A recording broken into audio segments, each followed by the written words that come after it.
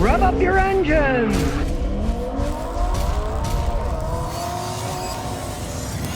Okay, today I'm going to talk about one of the most important things to do to keep your car running forever that most people never do anymore. And that's changing your car's automatic transmission fluid. Now this video is for almost everybody out there because 96% of Americans drive automatic transmission cars. The fluid is what makes the transmission go.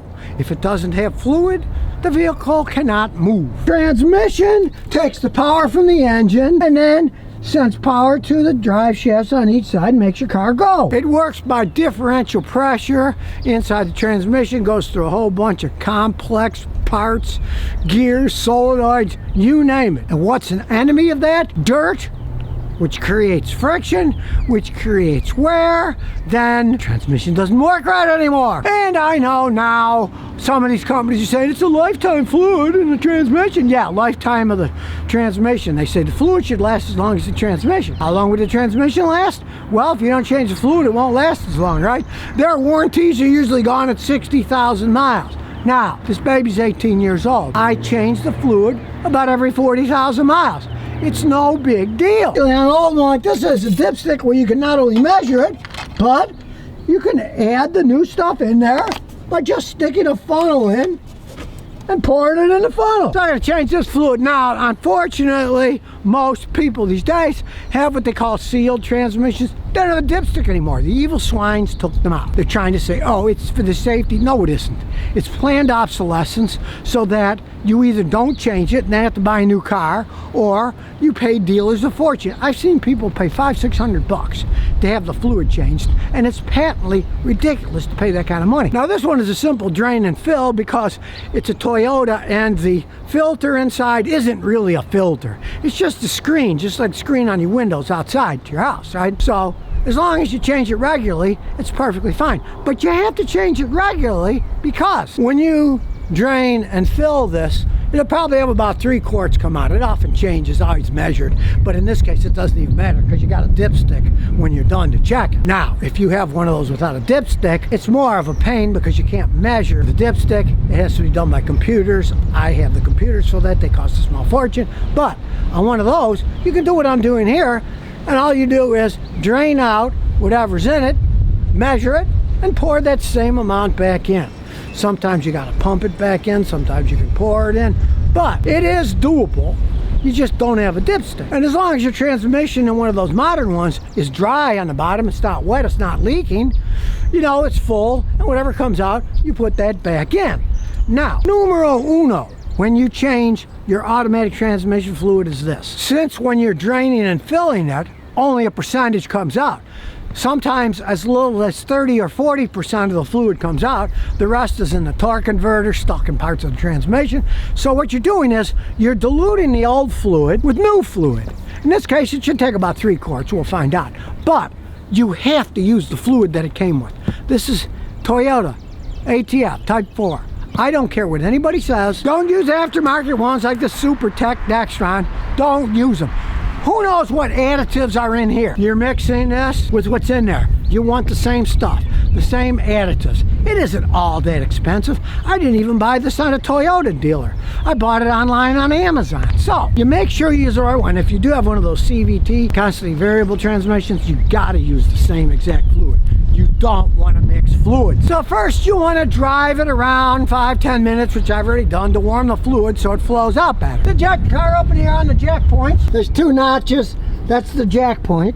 So you jack it up there. You want to get it high enough so you have enough working room under there and you're not too cramped. Sure, you have the emergency brake on like I do so it doesn't move around. Then put a jack stand so you don't get squashed. Now I want this nice and high because I'm trying out this new thing. Oil shield.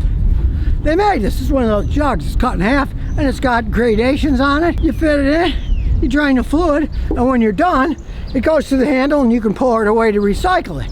I like it because it's got the measurements on it and it's easy to handle. I like my old lounge chair mat because it's comfy to go on. It is a 14mm socket, but I like these long extensions because then it makes it easy to pull them off. Don't drain the wrong one. This is the engine. That's the engine drain.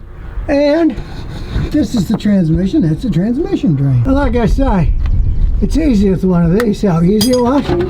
Then you just screw the rest out and drain it into the jug.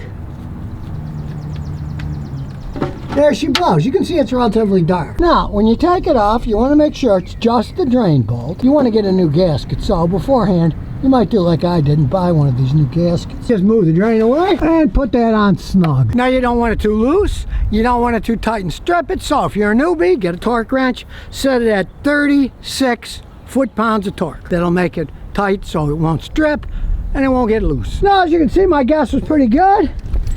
It's at the 3/4. Okay, 1, 2, 3. It's right at the 3/4 line. And I must emphasize, this is why you do it like every 40,000 miles or so, because you're just diluting it. You're taking 3/4 of old and putting 3/4 of new. Now, I know a lot of guys will say, oh, I'm going to do a flush and get rid of it all. Well, let me tell you something. I have seen so many people flush automatic transmissions.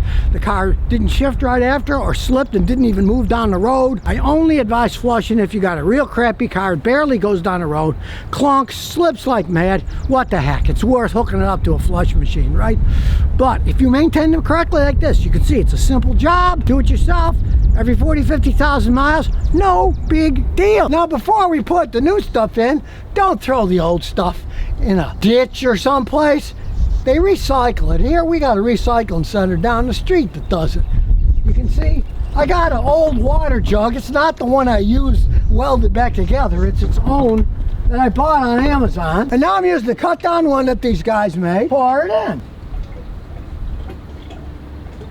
And you notice with the cool hand on the funnel, this time I didn't spill anything. Now comes the easy part. We just pour the 3/4 back in. Do it gradually so you don't spill it. The funnel I have fits perfectly in. It's nice and tight, so it won't leak at the seals.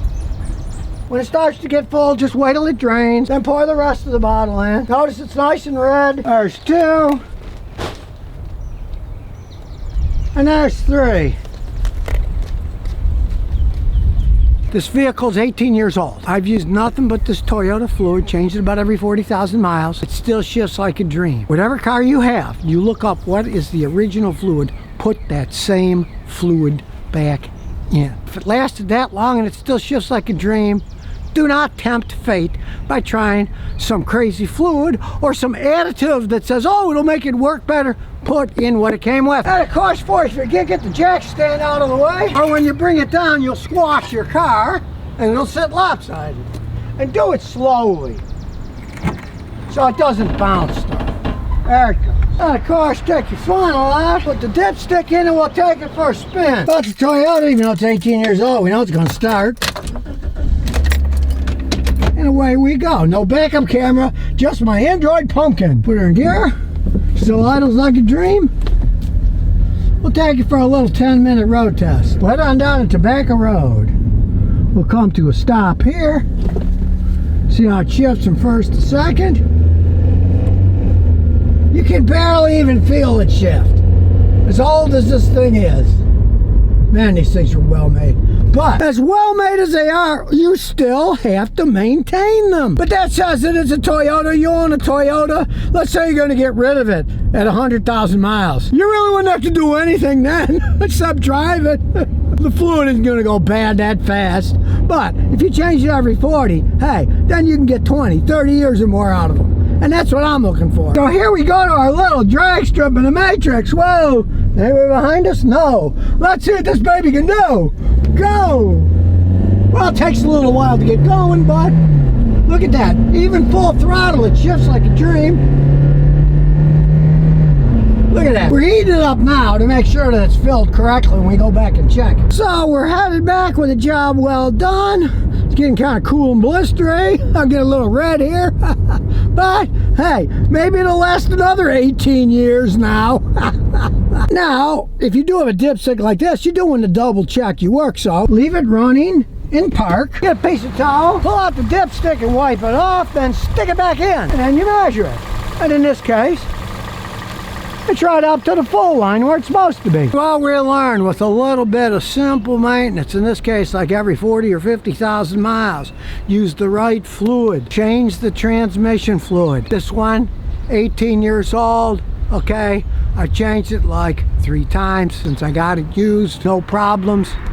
What if it goes another 18 years? That sure beats the heck out of buying the average American car that's about $46,000 these days. Hey, like I say, do it yourself. You can't trust people. I have had customers bring me cars that they had paid for 3 transmission oil changes. When I emptied it out, it came out like molasses. It was never even touched. You can't trust people these days. Now, unfortunately, if you have the modern one with no dipstick, you can change it and put it back in, but you can't check it. Then, hey, you find a guy like me, we can put our computer on and we can tell you if it's full or not. Raw deal, I know the manufacturers are screwing us all over, but hey, another reason maybe to have an older car where you can do it all yourself and also check it when you're done. So if you never want to miss another one of my new car repair videos, remember to ring that bell.